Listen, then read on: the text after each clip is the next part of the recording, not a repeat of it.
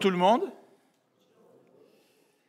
Si dans l'Église, certaines petites choses ont été déplacées cette semaine, c'est parce que hier, une chanteuse a loué l'Église, une chanteuse chrétienne, pour un lancement de CD. Alors, il y avait donc un petit concert qui a eu lieu hier soir. Ce matin, comme David l'a mentionné, je vais revenir au texte des Actes. C'est ce que nous avons fait dimanche dernier, puisque dans les capsules quotidiennes, nous regardons les Actes des Apôtres. Donc nous allons revenir sur les textes des Actes des Apôtres que nous avons lus cette semaine, mais en mettant l'accent sur un élément qui m'avait particulièrement frappé alors que nous méditions ensemble Actes des Apôtres, en particulier les chapitres 13 et 14. Alors au chapitre 13, c'est un tournant dans le livre des Actes. Un tournant parce que, pour différentes raisons, mais une des raisons, c'est que ce n'est plus Pierre qui va être le personnage principal dans le récit des Actes, ça va être Paul. Donc on voit qu'il y a un changement. C'est un changement aussi parce que l'Évangile va être prêché dans tout le royaume, dans tout l'Empire romain. Et dans les chapitres 1 à 12, l'Évangile est d'abord prêché aux Juifs, après il est prêché aux Samaritains, après il est prêché à Corneille. Mais l'effort principal pour prêcher l'Évangile dans tout l'Empire romain va débuter au chapitre 13. Et il débute au chapitre 13 alors que l'Église d'Antioche de Syrie, on va parler de deux villes qui portent le même nom ce matin, donc c'est excellent pour nous mélanger. Il y en a une qui s'appelle Antioche de Syrie, et l'autre s'appelle Antioche de Pisidie, qui se trouve en Asie mineure. Donc, l'église d'Antioche de Syrie a un groupe de leaders. Il est question de ces leaders au chapitre 13, dans Actes, dans les versets 1 à 3. Et alors que ce groupe de leaders était en train d'adorer et de prier et de jeûner, le Saint-Esprit leur parle et leur dit « Mettez-moi à part Barnabas et Saul pour l'œuvre à laquelle je les ai appelés. » Alors Saul ne portait pas encore le titre de Paul, mais ça s'en vient très vite dans les versets qui s'ensuivent. Donc le Seigneur dit en quelque sorte à l'église d'Antioche, prenez les meilleurs de vos leaders pour les envoyer en mission. Et c'est ce qui se passe. Nous avons dans les chapitres 13 et 14 le récit du premier voyage missionnaire de celui qu'on va appeler maintenant Paul et Barnabas. En fait, au tout début du voyage missionnaire, c'est Barnabas qui est cité en premier. C'est-à-dire que c'est lui qui est encore le leader. Mais très rapidement, c'est Paul qui va devenir le leader. Et c'est Paul qui va être cité en premier, et c'est lui qui va prendre la place dans la deuxième partie des Actes des Apôtres. Alors, vous voyez ici le premier voyage missionnaire qui débute à partir d'Antioche. Ah, il faut que je m'habitue à ça.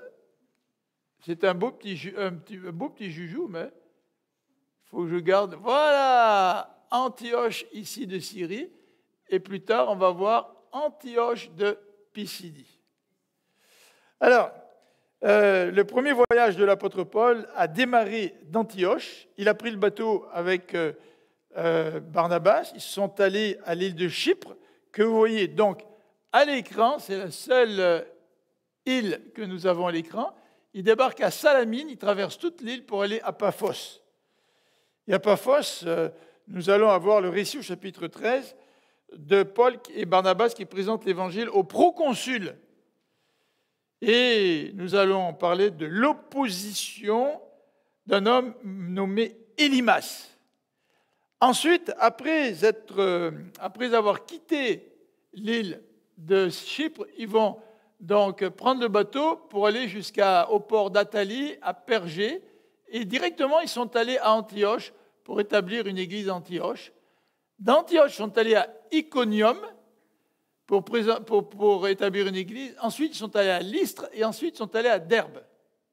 Donc les 4 villes principales du premier voyage de Paul sont les suivantes: Antioche de Pisidie, Iconium, Lystre et Derbe.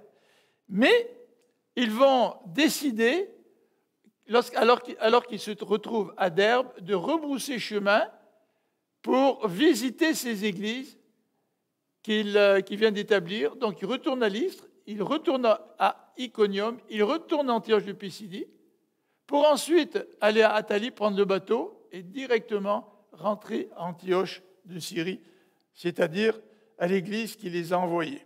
Ça va un petit peu pour le contexte là? Ça nous place un petit peu dans le contexte géographique de ce premier voyage missionnaire. Alors, je ne sais pas si vous avez médité ou si vous méditez avec nous à chaque jour, du lundi au vendredi, les textes bibliques que nous avons. Mais en lisant Actes 13 et 14, il y a une expression qui revient 2 fois. Et cette expression qui revient 2 fois illustre le comportement de Barnabas et de Paul durant leur premier voyage missionnaire. Alors cette expression revient une première fois au chapitre 13, verset 46. Paul et Barnabas s'adressent pour une deuxième semaine consécutive, deuxième sabbat consécutif, aux gens qui se trouvent à Antioche de Pisidie. Et le verset 46 nous dit, Paul et Barnabas leur déclarèrent alors avec une pleine assurance. Première fois que l'expression pleine assurance, nous la retrouvons dans ce passage. Mais l'expression pleine assurance revient une deuxième fois au chapitre 14.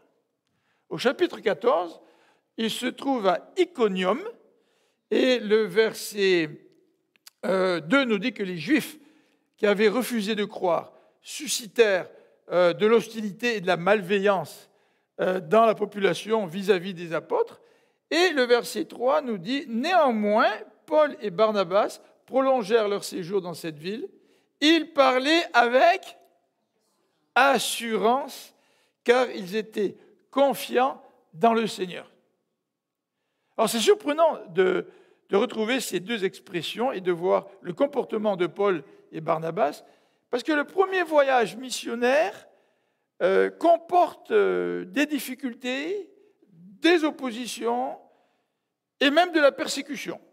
Ah, bien sûr, beaucoup de gens ont accepté le Seigneur, nous dit le texte. Mais le premier voyage missionnaire est marqué aussi par des difficultés, des épreuves. Et une épreuve quand même tout à fait particulière, puisque en ayant quitté l'île de Chypre, que vous voyez à l'écran, pour arriver au port de Athalie, là, Jean-Marc, qui faisait partie de l'équipe, décide de les abandonner. Et le verset 13 du chapitre 13 nous dit ceci. Là, Jean-Marc les abandonna et retourna à Jérusalem. Et ce départ de Jean-Marc a été la cause d'un conflit entre Paul et Barnabas au début de leur deuxième voyage missionnaire. Parce que Barnabas voulait amener Marc avec eux. Et Paul a dit non, il nous a abandonnés une fois, tu sais, ça suffit, là, on ne peut pas compter sur lui, il n'est pas fiable. Donc il y a eu un conflit entre les deux. Donc, dans ce contexte, nous retrouvons cette expression, une assurance.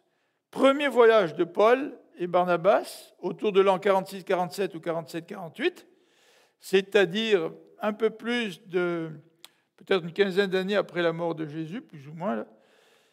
Et le titre que j'ai donné à notre méditation ce matin, c'est celui-ci, une assurance surprenante. Alors c'est vrai que l'expression se retrouve simplement 2 fois. Mais le comportement de Paul et de Barnabas dénote, dans les chapitres 13 et 14, d'une assurance. Et en lisant ces textes, moi je me suis posé la question, je me suis dit, est-ce que j'ai toujours l'assurance que je devrais avoir lorsque je parle du Seigneur à ceux qui vivent autour de moi? Est-ce que vous êtes rempli d'assurance lorsque vous parlez du Seigneur autour de vous? Ou est-ce que vous y allez un petit peu sur la pointe des pieds, en faisant attention à ne pas dire certaines petites choses qui pourraient frustrer ou provoquer une réaction chez vos auditeurs? Vous savez, beaucoup de personnes au Québec aiment la paix. Hein. Les Québécois, les Canadiens en général, ce sont des gens de paix. Au Québec, on n'aime pas astiner. Moi, j'ai des belles filles qui sont rentrées dans ma famille, parce que, enfin, j'ai une belle fille, deux belles filles, et quand on a des repas de famille, ça parle beaucoup chez les Bonicelles, tu sais. Alors, il y en a un qui dit son opinion, l'autre dit son opinion, puis ça partage les opinions très vite, ça se confronte très vite. Quand tu n'as pas l'habitude de ça, tu es un petit peu gêné, là, tu sais. Tu préfères un petit peu la paix, pas trop de confrontation. Mais je vous dis, c'est rien, ça, par rapport à certaines familles en France. En France, quand un des deux conjoints est de la gauche et l'autre conjoint est de la droite, je vous dis que dans les repas, on ne s'ennuie pas. Parce qu'il y a toutes sortes de confrontations, toutes sortes d'idées qui sont partagées. Et ceux qui sont un petit peu étrangers pourraient penser que les gens sont en train de se chicaner. On n'aime pas trop la chicane chez nous, tu sais, ici au Québec. Mais les gens ne se chicanent pas, ils ont l'habitude d'astiner comme ça. Ça fait partie de leur culture, n'est-ce pas? Donc, en lisant ce passage, je me suis dit, oui, est-ce que moi, quand je présente l'Évangile, est-ce que j'ai une assurance? Un peu comme Paul et Barnabas avaient. Alors, c'est ce que j'aimerais regarder avec vous, notamment débuter en parlant de cette assurance malgré un contexte particulier. Et on va regarder certains éléments qui auraient pu affecter leur assurance, mais qu'il n'a pas fait. Et ça, c'est peut-être des situations dans lesquelles on peut se trouver nous aussi, qui affectent notre assurance. Deuxième élément en rapport avec l'assurance, j'aimerais regarder avec vous pourquoi Paul et Barnabas sont remplis d'assurance. Ça, c'est intéressant parce que si je sais pourquoi, peut-être que moi aussi, je peux demander à Dieu qu'il me remplisse de la même assurance quand je veux être un de ses témoins autour de moi. Et le dernier élément par rapport à l'assurance que je voudrais vous présenter, c'est la manifestation de cette assurance. On a dit que l'expression revient 2 fois dans ce chapitre. Mais nous voyons la manifestation de l'assurance de Paul et de Barnabas dans ces quelques chapitres. Alors, on va regarder ensemble, je vous invite à regarder avec moi la manifestation de cette assurance. Alors, donc, l'assurance de Paul et Silas, malgré les circonstances. Quelles étaient ces circonstances? Eh bien, Paul et Barnabas étaient remplis d'assurance malgré l'opposition. Ah, dès qu'il y a un petit peu d'opposition, quand on parle du Seigneur, on prend notre trou, puis on ne dit plus rien, puis on dit, Seigneur, j'espère que tu vas me donner une autre occasion plus tard.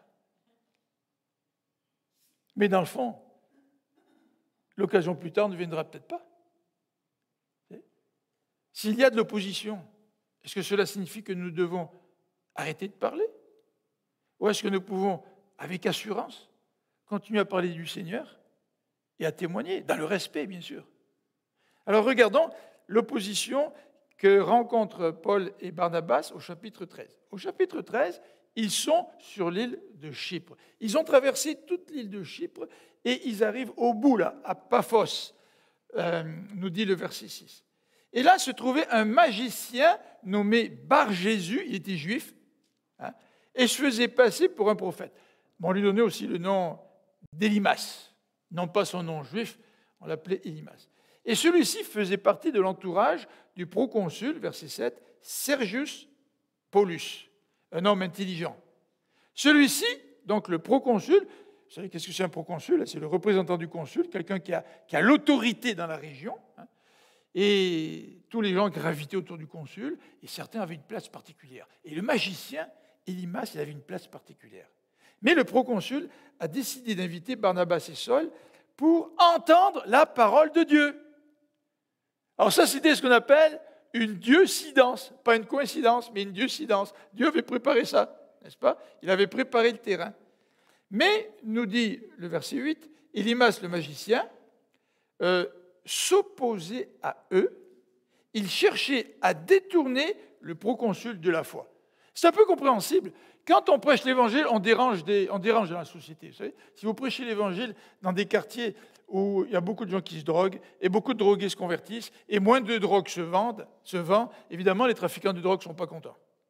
À un moment donné, la prédication de l'évangile va déranger. Ça, c'est certain. ne croyons pas qu'en prêchant l'Évangile, nous dérangerons personne et que ça va être tellement facile que tout le monde va nous écouter bien gentiment. C'est pas vrai. L'Évangile vient et quand elle vient dans un cœur, elle libère quelqu'un de l'esclavage pour lui donner la liberté en Jésus-Christ. Donc ça fait des changements, ça. Ça fait des changements sociaux. Moi, je suis abonné à la lettre de nouvelles de Porte Ouverte. Puis Rita aussi, des fois, on en parle ensemble. En Inde, quand ils deviennent chrétiens, ça bouleverse tellement l'ordre social qu'ils sont persécutés. Le Seigneur vient mettre l'épée. Il vient séparer.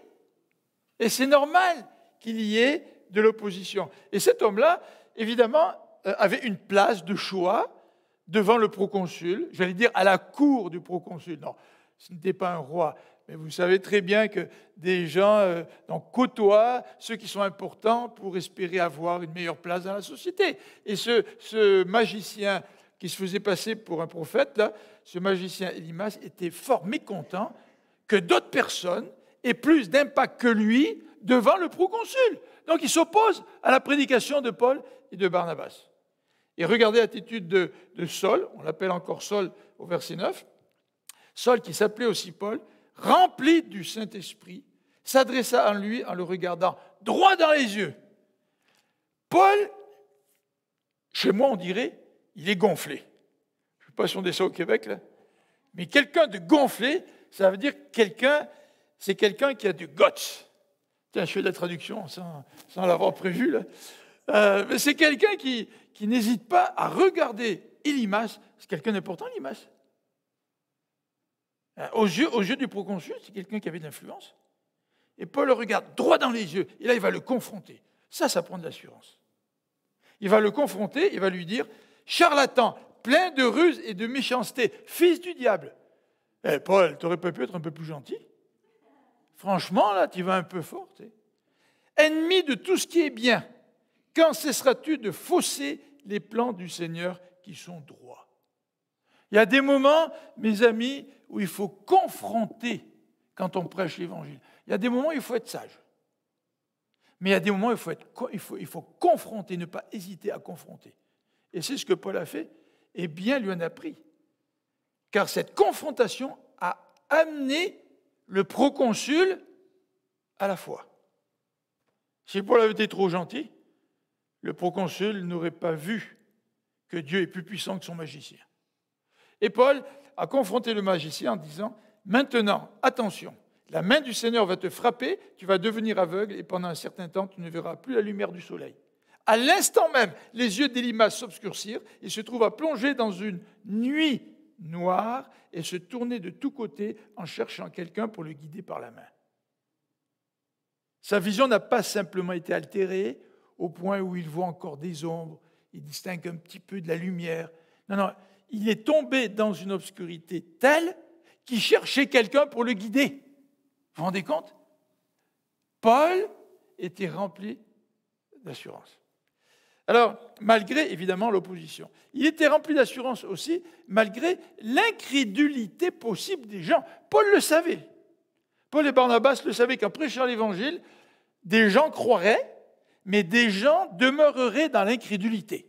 Alors, quand toi tu prêches l'Évangile, attends-toi à ce que des gens ne croient pas, à ce que même des gens s'opposent à ce que tu annonces. Attends-toi à cela. Si tu ne t'y attends pas, ça va te rentrer de plein fouet comme un camion. Tu sais. Et puis là, tu vas te faire ramasser, tu n'auras même plus le courage de continuer à parler. Mais si tu le sais d'avance, tu sais que des gens peuvent être incrédules et peuvent mal comprendre l'Évangile, ben tu vas te préparer en conséquence. Paul le savait, il était prêt, il faisait preuve d'assurance malgré la situation. Regardez chapitre 13, verset 40. 40, oui. Après avoir parlé à la synagogue d'Antioche de Pisidie, des gens évidemment ont cru, puis les gens étaient très intéressés à ce qu'ils reviennent la semaine suivante, au deuxième sabbat. Mais avant de quitter ces gens-là, le premier samedi, Paul leur dit au verset 41, verset 40, « Veillez donc à ce qu'il n'arrive pas ce qu'ont dit les prophètes. » Donc il va lancer un avertissement aux gens à qui il vient de présenter l'Évangile. « Regardez, hommes pleins de mépris, soyez dans l'étonnement et disparaissez, En effet, je vais accomplir une œuvre en votre temps, une œuvre que vous ne croiriez pas si quelqu'un venait vous l'annoncer. Qu'est-ce qu'il fait Paul? Paul, il avertit son auditoire contre une possible incrédulité. Moi, quand je présente l'Évangile, en général, j'évite de trop avertir les gens. Là, je ne veux pas que les gens me prennent pour quelqu'un qui sait tout, qui veut les avertir. Mais dans un certain point, mes amis, est-ce qu'on ne doit pas avertir les gens du danger qu'ils courent s'ils n'acceptent pas le pardon de Dieu dans leur vie? Et quel est-il ce danger qu'ils courent? C'est d'être éternellement séparés de Dieu à la résurrection. C'est ça le danger.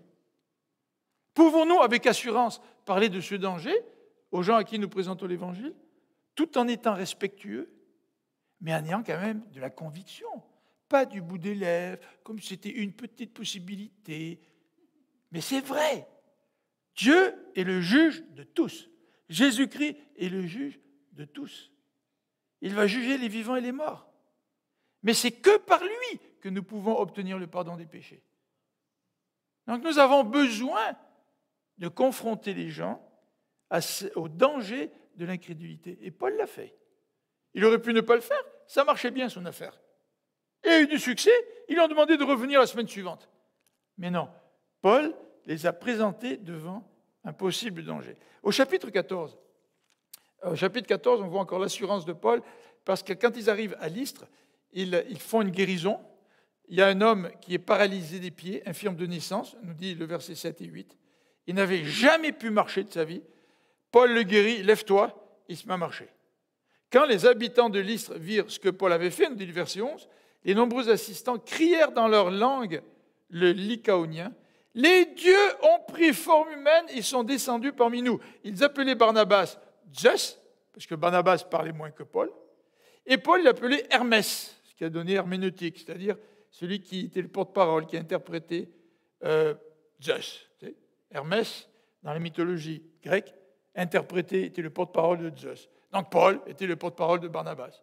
Et le prêtre du dieu Zeus, nous dit le verset 13, dont le temple se trouvait à l'entrée de la ville, fit amener devant les portes de la cité des taureaux ornés de guirlandes et de fleurs. Il s'apprêtait avec la foule à les offrir en sacrifice à Paul et à Barnabas. Ah ben pour avoir du succès, ils ont du succès ces gars-là. Ils n'ont même pas commencé à ouvrir la bouche, ils guérissent quelqu'un, puis toute la ville est en émoi, puis tout le monde va leur faire des sacrifices, ils les prennent pour des dieux. Comment aurions-nous réagi dans cette situation-là?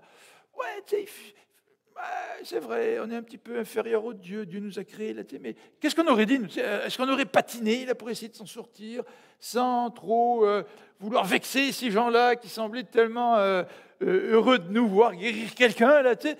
Comment vous réagissez dans des situations d'incompréhension de la part de ceux à qui vous présentez l'Évangile? Vous ne voulez pas trop les blesser, mais il faut les corriger un petit peu, il faut peut-être s'expliquer un petit peu mieux, mais on hésite un peu. Tu sais. Comment est-ce que vous réagissez? Paul et Barnabas, ils étaient remplis d'une assurance qui est vraiment surprenante. Toute la ville veut leur offrir un sacrifice. Et imaginons-nous, là, on filme ça, là, tu sais. Vous voudriez filmer ça, qu'est-ce que vous prendriez? Vous prendriez plein de figurants, parce que c'est toute la ville. Donc, vous amènerez des animaux. Imaginez-vous le contexte, les émotions, là, ce qui se passait, là. Tu sais. Et puis, on veut vous offrir des sacrifices. Maintenant, avec assurance, Paul et Barnabas prêchent la vérité. Ils prêchent la vérité, même si ça peut être coûteux. Et Paul et Barnabas ont aussi une assurance surprenante face à la persécution. Au chapitre 13, on nous dit déjà qu'après avoir prêché l'Évangile à Antioche de Pisidie, au chapitre 13, verset 45, les Juifs furent remplis de jalousie lorsque Paul et Barnabas sont venus pour la deuxième fois à la synagogue, comme on leur avait demandé. Il y a tellement de succès que les Juifs qui ne croyaient pas étaient devenus jaloux. Et ils se mirent à contredire Paul et à l'injurier. Ça fait partie des persécutions, se faire injurier. Est-ce que vous aimez ça, vous faire injurier? Il Il y a des gens qui ont la mèche courte, même des chrétiens qui ont la mèche courte. Mais quand tu te fais injurier, souvent, à un moment donné, ça va tellement te chercher que... Et qu'est-ce qu'on dit? On dit « il l'a cherché ». Au lieu de dire « j'ai manqué de contrôle ». Parce que Paul et Barnabas n'ont pas pris les injures comme excuse à une conduite méprisante de leur part ou à une conduite agressive. Vous savez, souvent on répond aux injures par l'agressivité, absolument pas. Mais Paul et Barnabas sont restés convaincus avec une assurance qui nous surprend. Au verset 49 et 50, il nous est dit que ces mêmes Juifs excitèrent les femmes dévotes de la haute société, donc des femmes qui avaient de l'influence, qui avaient de l'argent, qui s'étaient attachées au judaïsme. Donc les Juifs avaient de l'influence de la société, parce que des femmes importantes s'étaient attachées au judaïsme. Ils n'aimaient pas voir Paul et Silas prêcher l'Évangile, ils étaient jaloux, donc ils ont incité ces femmes-là à, en quelque sorte, réagir contre Paul et Barnabas. Ils ont aussi excité les notables de la ville, c'est-à-dire les chefs de la ville, et ils provoquèrent ainsi une persécution contre Paul et Barnabas, et ils les expulsèrent de leur territoire. Et remarquez que l'expression « l'assurance », il prêche avec assurance, vient après cet épisode. Ça vient au chapitre 14. Les deux endroits où on trouve l'expression « il parle avec assurance », c'est au chapitre 14, verset 3, et au chapitre 14, verset 21. Ils viennent de se faire persécuter à Antioche de Pisidie. Mais la persécution ne les a pas empêchés d'avoir de l'assurance. Chapitre 14, verset 2, ils sont à Iconium. Là encore, les Juifs qui avaient refusé de croire suscitèrent chez les non-Juifs de l'hostilité et de la malveillance à l'égard des frères. Alors vous êtes appelés à témoigner du Seigneur. Vous allez vers certaines personnes, mais vous savez qu'il y en a d'autres qui les ont incités à être malveillants envers vous. Ils les ont incités à être hostiles envers vous. Mais qu'est-ce que vous allez faire? Est-ce que vous allez prendre votre trou?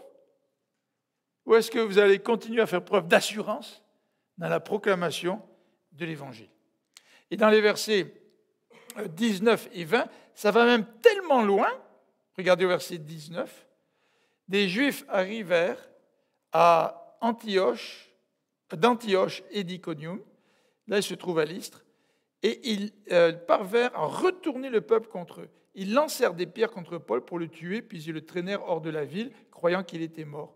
Donc ils l'ont lapidé. Mais quand les disciples se rassemblèrent autour de lui, il se releva, rentra dans la ville.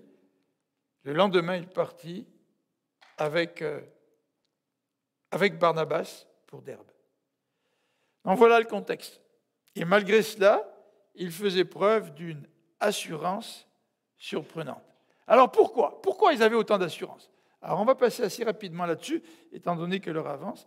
Mais la première raison, qui est importante, je crois, c'est que Paul et Barnabas ont été appelés au ministère missionnaire par Dieu. Quand c'est Dieu qui t'appelle et que tu es convaincu que Dieu t'appelle, ça te donne une assurance. Surtout quand les difficultés arrivent. Quand les difficultés arrivent, si tu mets en doute ton appel, tu n'iras pas très loin.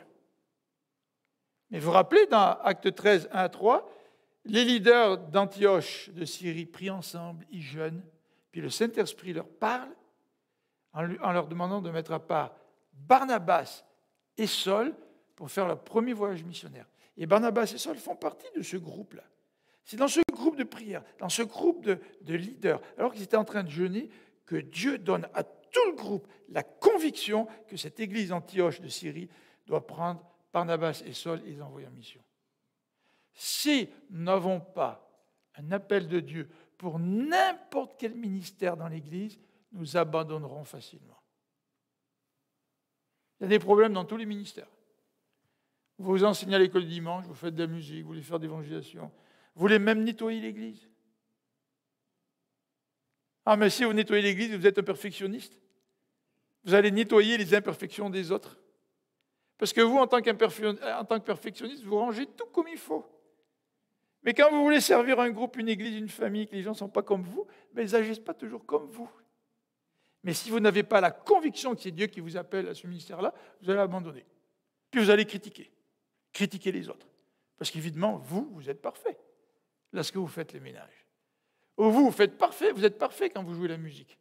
Ou vous êtes parfait quand vous enseignez l'école du dimanche. Mais non, dans les difficultés, si vous êtes convaincu que c'est Dieu qui vous a confié un ministère, vous allez faire preuve d'assurance et relever les défis qui se présentent à vous. Deuxième élément qui est certainement un encouragement pour Paul et Barnabas, c'est qu'au chapitre 13, au verset 48, il est dit ceci, au verset 48. Alors, il se trouve dans ce passage à Antioche de Pisidie. Verset 48. Quand les non-juifs les entendirent parler ainsi, ils furent remplis de joie, ils se mirent à louer Dieu pour sa parole. Donc les non-juifs entendent l'évangile, et ils sont très heureux. Et tous ceux qui étaient destinés à la vie éternelle crurent. C'est intéressant cette expression. Tous ceux qui étaient destinés à la vie éternelle crurent. C'est lui qui fait ce commentaire-là. Mais je suis certain que Paul et Barnabas le savaient. Paul et Barnabas savaient qu'en prêchant l'évangile, plusieurs ne croiraient pas, mais que tous ceux qui étaient destinés à croire, croiraient. Et ça, c'est un encouragement. Quand nous prêchons l'évangile à nos amis, à nos voisins, nous sommes découragés parce qu'il y a beaucoup de gens qui ne croient pas. Puis qu'est-ce que nous faisons? Nous abandonnons. Pourquoi ne pas nous rappeler que tous ceux que Dieu a destinés à croire vont croire? Donc continuons à présenter l'évangile. Moi, je ne sais pas qui est destiné à croire. Je ne le sais absolument pas. Donc prêchons l'évangile. Et certainement, ça, c'était une conviction qui a forgé leur assurance surprenante qu'ils démontrent au cours de ces premiers voyages missionnaires. Troisième élément, pourquoi ils démontrent une telle assurance? C'est parce qu'ils sont remplis d'esprit. Regardez le chapitre 13, au verset 9, quand Paul confronte Élymas, le texte nous dit que rempli du Saint-Esprit, c'est adressé à Élymas en le regardant dans les yeux. C'est poussé par le Saint-Esprit. Nous, on se dit, ouais, poussé par le Saint-Esprit, moi j'aimerais bien faire des gestes d'éclat comme Paul. Mais vous savez ce que Paul dit dans ses épîtres plus tard, quand il explique ce que c'est que d'être rempli du Saint-Esprit? Il ne dit pas être rempli du Saint-Esprit, c'est ce qui va vous permettre de faire des miracles. C'est pas ça qu'il dit dans l'épître aux Galates. Vous connaissez le texte dans Galates au chapitre 5? Être rempli de l'Esprit, qu'est-ce que c'est? Être rempli d'Esprit, c'est refléter le caractère de l'Esprit dans nos vies. Être rempli de l'Esprit, c'est bien plus une question de caractère que d'actes miraculeux que je pourrais accomplir. Oui, le Saint-Esprit a permis à Paul de confronter Élymas et de faire une prophétie qui s'est accomplie sur le champ. Tu deviendras aveugle. Oui, c'est vrai. Mais quand Paul explique ce que c'est qu'être rempli du Saint-Esprit, il nous dit dans Galates, le fruit d'esprit, c'est l'amour, la joie, la paix, la patience, l'amabilité, la bonté, la fidélité, la douceur, la maîtrise de soi. Je me demande si parfois nous ne manquons pas d'assurance dans notre vie chrétienne parce que nous manquons du fruit d'esprit. C'est vrai que si je n'ai pas la paix, est-ce que vraiment je vais avoir une assurance qui vient de Dieu dans mon témoignage, dans le service que j'accomplis pour Dieu? Si je manque de joie, si je manque de patience, de bonté, etc. Ils étaient remplis de l'Esprit. Dernier élément qui nous explique pourquoi ils font preuve d'une assurance surprenante, c'est que Paul connaît la parole de Dieu. La parole de Dieu donne une assurance. Quand tu veux témoigner, tu ne connais pas la parole de Dieu, tu patines pas mal. Regardez ce que Paul fait. Il parle dans la synagogue, Antioche de Pisidie, et il commence à faire un résumé de tout le plan de Dieu, à partir du verset 16. Israélites, vous qui servez Dieu, écoutez-moi. Et là, il parle du Dieu des ancêtres. Il parle de l'Égypte. Il parle de la délivrance de l'esclavage. Il va parler des 40 ans dans le désert. Il va parler du pays de Canaan. Il va parler des leaders jusqu'à Samuel. Il va même parler des premiers rois, Saül et David. Et il saute un grand pan d'histoire pour arriver à Jean-Baptiste et pour arriver à Jésus, en disant que Jésus, c'est celui qui vient pour apporter le salut, c'est le Sauveur. Paul connaît la parole de Dieu. Il connaît l'intervention de Dieu au travers de l'histoire. Il sait où Dieu s'en va, d'où il est parti dans l'Ancien Testament. Il sait que Dieu vient jusqu'à Jésus-Christ et que c'est à travers Jésus-Christ que nous avons le salut. Et il prêche ce Jésus. Et il va même prêcher ce Jésus qui est ressuscité, qui a été condamné à mort par les Juifs dans les versets 27 et suivants. Et il va citer 3 textes de l'Ancien Testament pour parler de la résurrection de Jésus. Il connaissait l'Ancien Testament, l'apôtre Paul. Il ne citait pas les textes n'importe comment. Vous savez, parfois, nous, on est comme ça, on dit « Ah oui, la Bible dit que blablabla », puis quelqu'un à côté de toi dit « Non, non, c'est pas ça qu'elle dit là.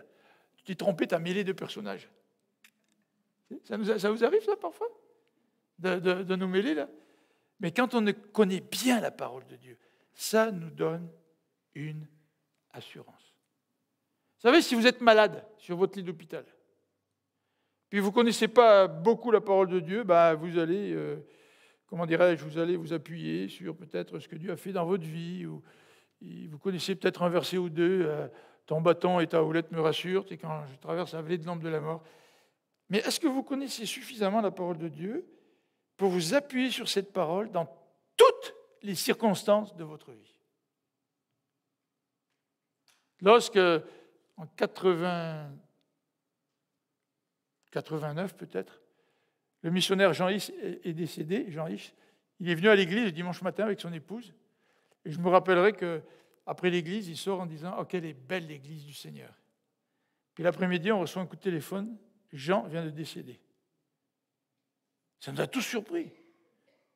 Alors on est allé, Marie-France et moi, chez Soulaïch, certains d'entre vous la connaissent, et Jean était là, il était mort. Il était allongé sur le divan, tu sais. Et Soula qui nous accueille en disant « L'Éternel a donné, l'Éternel a ôté, que le nom de l'Éternel soit béni. » C'est renversant. Et cette femme connaissait la parole de Dieu, et cette femme pouvait bénir Dieu, même si elle était en pleurs, même si elle était en plein choc. Elle s'accrochait à la parole de Dieu. Elle avait une assurance dans sa souffrance qui lui venait de la parole de Dieu. Et Paul faisait preuve de cette même assurance qui vient de la parole de Dieu. Dernier élément que je voudrais vous présenter, c'est ceci. Comment elle se manifeste, cette assurance? Eh bien, rapidement, nous en avons parlé. Elle se manifeste par la confrontation. Il n'a pas peur de confronter. Il a confronté Limas, il confronte les Juifs. D'ailleurs, il leur dit même aux Juifs, à un moment donné, que leur mission, c'est de prêcher l'évangile aux païens. Et il dit ça aux Juifs. Tu sais. Franchement, les Juifs pouvaient se vexer. Il n'avait pas peur. Deuxièmement, la manifestation de cette assurance se démontre par des miracles. Oh, c'est vrai, c'est l'histoire primitive, c'est un peu particulier. Mais l'assurance de Paul et Barnabas se manifeste par l'action de Dieu au travers des miracles. Puis moi, je crois que l'assurance des chrétiens aujourd'hui se manifeste aussi par l'action de Dieu dans leur vie, même s'ils ne font pas des miracles. Dieu agit dans leur vie. Et leurs enfants le voient. Leurs voisins le voient. Les membres de leur famille le voient. Ils voient que Dieu agit dans leur vie. Est-ce que vous faites preuve d'assurance parce que Dieu agit dans votre vie et que les gens autour de vous le voient? Dernier élément, la manifestation de cette assurance se voit parce que Paul est prêt à rétablir la vérité. Non, nous on n'est pas des dieux. Venez pas nous offrir des sacrifices, dit Paul à Lystre. On n'est pas des dieux, on n'est pas envoyés par Zeus et puis Hermès. Là. Non, absolument pas. Nous sommes des gens comme vous et nous sommes venus vous apporter la bonne nouvelle. Et là, il parle de la bonne nouvelle de Jésus-Christ. L'assurance de ces apôtres se manifeste aussi par leur attachement à la vérité. Vous savez, quand on est attaché à la vérité, parfois les gens nous prennent comme des gens trop dogmatiques. Vous savez, la vérité est importante, mais nous pouvons connaître la vérité sans avoir d'amour. Et dans ces cas-là, la vérité peut blesser, elle peut faire du mal. La Bible nous dit toujours de présenter la vérité dans la charité. Mais l'assurance de Paul se manifeste parce qu'il est prêt à rétablir la vérité. Sommes-nous prêts, nous aussi?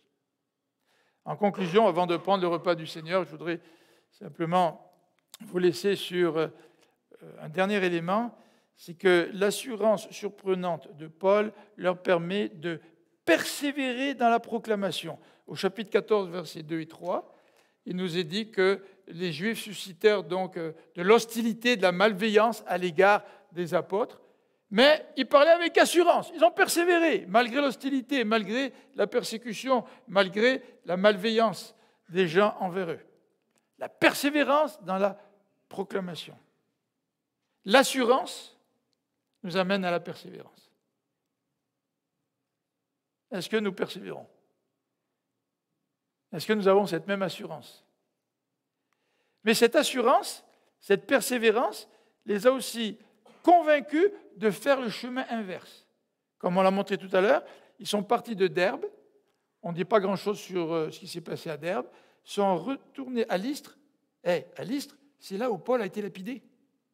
Comment ça se fait, Paul, tu n'es pas parti directement à Antioche, là? Va prendre le bateau directement, là, ne retourne pas à Lystre. Ils t'ont lapidé, ils t'ont laissé comme mort. Pourquoi est-ce que tu retournerais à Lystre? Mais Paul voulait retourner à Lystre parce qu'il voulait encourager les chrétiens, nous dit le chapitre 14, versets 21 et suivants, et il voulait aussi solidifier les églises. Alors comment il a encouragé les croyants? En retournant dans ces églises à Lystre, à Iconium, Antioche de Pisidie, là où il y a eu des problèmes et des persécutions, même s'il y a eu des conversions, il y retourne pour fortifier les disciples et les encourager à demeurer fermes dans la foi, nous dit le verset 22, « Car, leur disait-il, c'est au travers de beaucoup de souffrances qu'il nous faut entrer dans le royaume de Dieu. »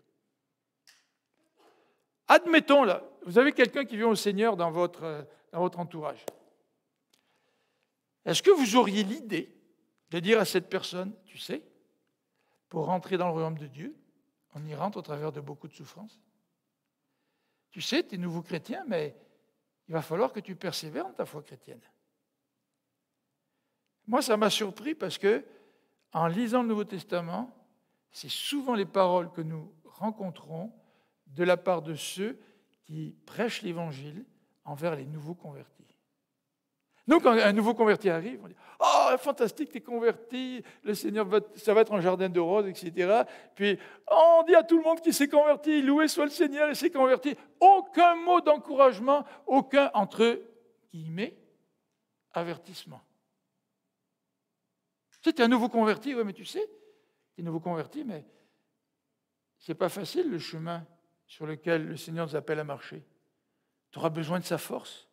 Tu auras besoin de sa persévérance. C'est au travers de beaucoup de souffrances qu'on rentre dans le royaume de Dieu. Et c'est vrai qu'on souffre. Je ne sais pas si vous souffrez, mais si vous voulez marcher avec Dieu, vous allez souffrir, premièrement à cause de votre propre péché, de votre propre cœur. Première source de souffrance. Et ensuite, peut-être par la persécution, du rejet, de la part de la société, de votre famille, etc. Donc Paul voulait les encourager, mais il voulait aussi les solidifier, puisqu'il a fait nommer dans chaque église des responsables. Il voulait que les églises puissent être conduites par des leaders. Il voulait que ces églises deviennent solides. Et c'est la raison pour laquelle Paul a fait preuve d'une assurance remarquable. Il a décidé de revisiter toutes ces églises, toutes ces villes, au milieu desquelles il a vécu toutes sortes de persécutions. Prions ensemble.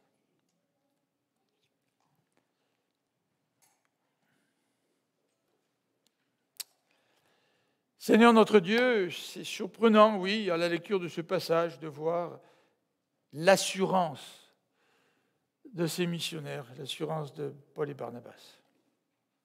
C'est vrai que Jean-Marc les a abandonnés, c'est vrai. Seigneur, nous voulons te prier ce matin pour que nous ne soyons pas des Jean-Marc. Nous voulons te prier, Seigneur, pour que nous soyons remplis d'assurance. Remplis-nous d'assurance. Peut-être que, Seigneur, nous avons besoin de mieux connaître ta parole. Peut-être que nous avons besoin de prier avec d'autres. Peut-être que Seigneur, nous avons besoin de grandir dans notre vie pour apprendre à être remplis d'assurance. Mais Seigneur, remplis les croyants de ton Église d'assurance. Que toute notre Église du Québec puisse renfermer des croyants convaincus, remplis d'assurance, qui puissent être efficaces comme serviteurs de Dieu dans cette province du Québec. Fais de nous, ici à l'Église de Jésus, des serviteurs et des servantes remplis d'assurance.